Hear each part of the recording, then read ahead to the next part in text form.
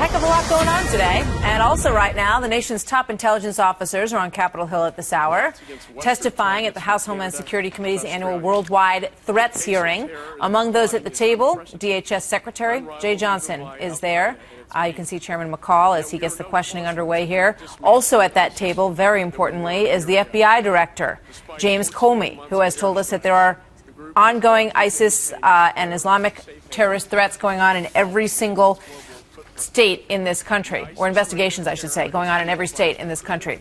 We are joined now by New York Congressman Peter King, who is a member of that committee, and we'll hightail it in there as soon as we're done.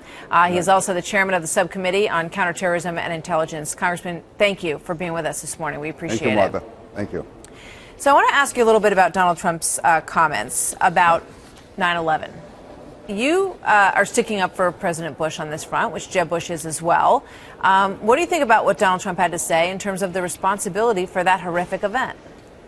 I totally disagree with that. Let me just say up front that I have gotten contributions from Donald Trump in the past, and I have no involvement at all with the Bush campaign. No, what Donald Trump said was entirely wrong and misleading.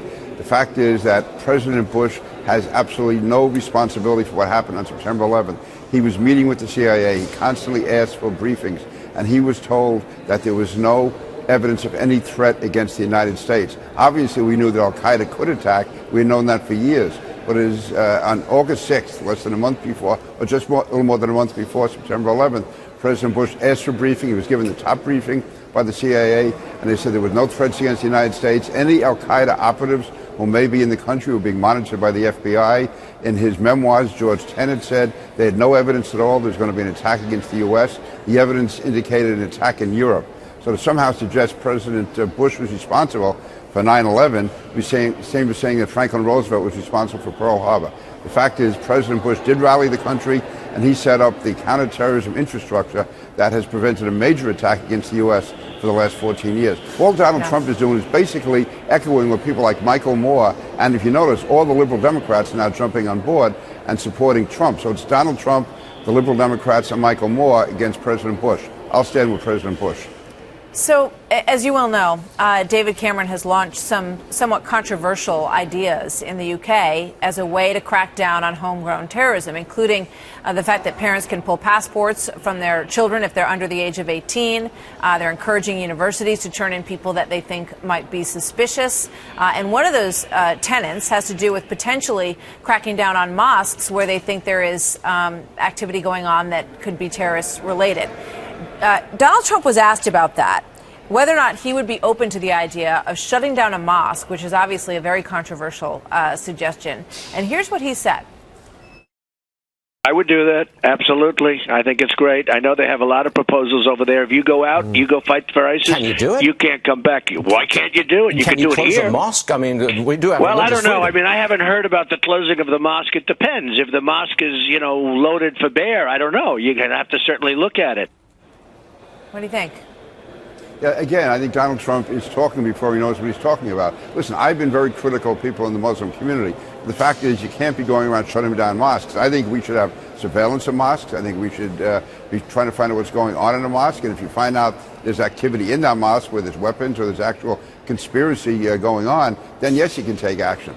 But to be just casually, the way Donald Trump seems to be doing, talking about shutting down mosques, no. But listen, if there's weapons, if you have a situation such as prior to the 1993 World Trade Center bombing where you know that a plot is being actually put together in a mosque, then you can take action. But again, we do have freedom of religion, and my position is not against the Muslims, it's against radicals in the Muslim community. Hey, agreed. I think that's the position that most people in this country take. People want to stop terrorists wherever they are, and if they are there, you can't turn a blind eye to it either. Now, let me ask you about the hearing that's going on this morning, because one of the problems with this conversation that you and I are having is that it's focused looking backward.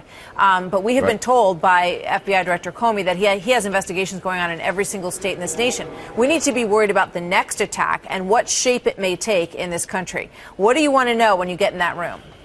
Well, first of all, Director Comey and Secretary Johnson are doing both doing outstanding jobs.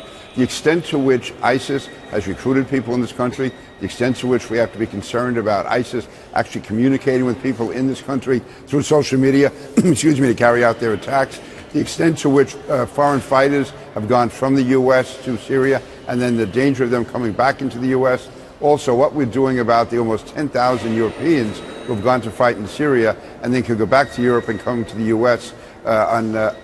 Without getting a visa, because they come from countries that do not require a visa to come to the U.S. So so-called visa waiver countries. These are real threats, and that's why I think the nature of the threats is greater now than it was prior to 9/11, which is why over the 4th of July weekend, for instance, we saw 5 ISIS operatives arrested in the U.S., in New York City alone. We've seen, I think, 70 arrests since the beginning of this year. So basically, to bring out the number of operatives in this country and the extent of the danger, because I think too many people, you're right, you're focusing back on 9/11. Yeah. We have real threats today, very real threats. Very, very important. And that's what we need to hear these candidates talking about. What would they do about the threat Absolutely. that we face today? Congressman Peter King, thank you, as always. Good to see you, sir. Martha, thank you. Good talking to you. Guess who?